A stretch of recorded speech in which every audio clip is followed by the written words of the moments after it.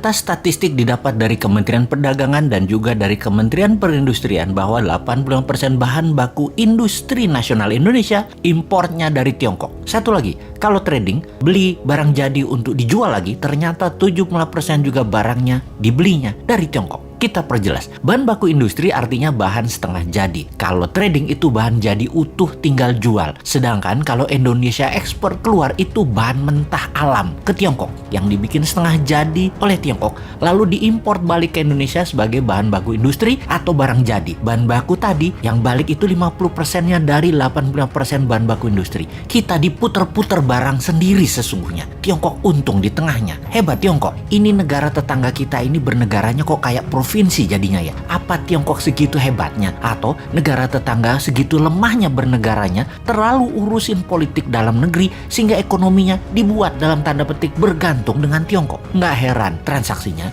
pakai yuan. Baru ngeh saya juga. Multi currency atau mata uang yang berlaku di banyak negara seperti yen, dolar, dan euro memang tidak diperlukan kalau kayak gitu. Ya itulah kenapa istilah provinsi itu muncul. Timur-timur nih, kalau Newman yang pegang mandat, 90% kebutuhan negaranya tergantung rupiah dan barang dari Indonesia. Jadi tanpa perlu diintegrasi penyatuan kembali Timur Timur ke wilayah Indonesia, ya Timur Timur sudah jadi provinsi lagi. Sama seperti Gajah Mada menyatukan Nusantara juga bukan pakai military approach, tetapi pakai economic approach, pakai emasnya Majapahit. Atau istilah ini adalah semua dalam buku Akademi Militer, namanya kolonialisasi 5.0, seperti yang dilakukan oleh Tiongkok. Kolonialisasi 5.0 pakai yuannya Tiongkok. Itu adalah economic approach. Negara tetangga itu jadinya ya kalah diplomasi, kalah strategi, kalah ekonomi, puncaknya ya kalah kedaulatan. Hal ini tanpa perlu menurunkan bendera merah putih diganti dengan merah bintangnya, ya sudah takluk jadi provinsi juga. Jadi apa kata Beijing deh seakan-akan. Tapi sekali lagi,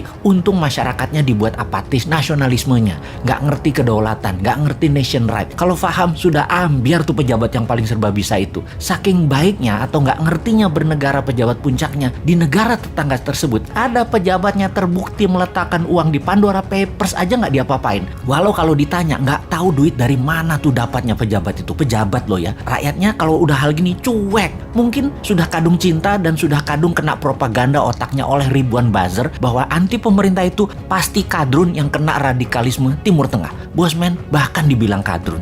Lah wudhu aja belum lengkap, ilmu agama tipis dibilang kadrun. Padahal kelompok oposisi yang kerjanya ngeritik tanpa solusi juga dihantam sama Bosman dengan pertanyaan sederhana. Lalu solusinya apa? Kepada para oposisi. Kalau solusinya hanya ganti pejabat, ganti pemimpin, sama aja nanti. Pasti bingung juga dan hutang lagi ketika penggantinya baru pejabat dari sisi oposisi. Sama pasti. Jadi bagaimana mengembalikan kedaulatan bernegara tanpa bergantung kepada satu negara yang saat ini menjadikan negara tetangga provinsinya Tiongkok. Secara terselubung, ya terus dibungkus rapih dengan kebinekaan saat ini. Sahabat, buka pikiran putra-putri bangsa Indonesia dengan melihat dunia. Mereka kita buat tinggal di Eropa, tinggal di Amerika Utara, tinggal di Amerika Selatan, di ASEAN dan negara Asia Timur. 5 tahun pertama minimum mereka tinggal 2 tahun untuk ambil kursus apa saja. Juga ambil ilmu kekinian di berbagai belahan dunia. Kirim 10 juta putra-putri terbaik untuk mendapatkan ilmu, mendapatkan jaringan dan pengalaman hidup di berbagai negara yang ekonominya lebih maju dari Indonesia. Di tanah air,